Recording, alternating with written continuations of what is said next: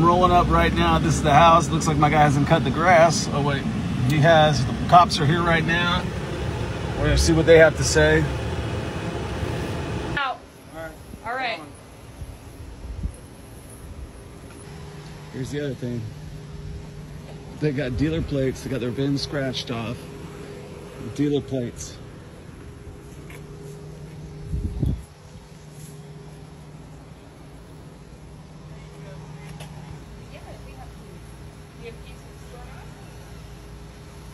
Because you don't have AC, there's no utilities, why would someone rent that? Does that make sense?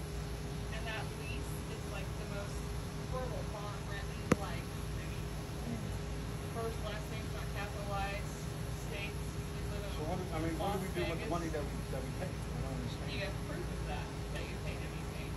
Man, get the receipt!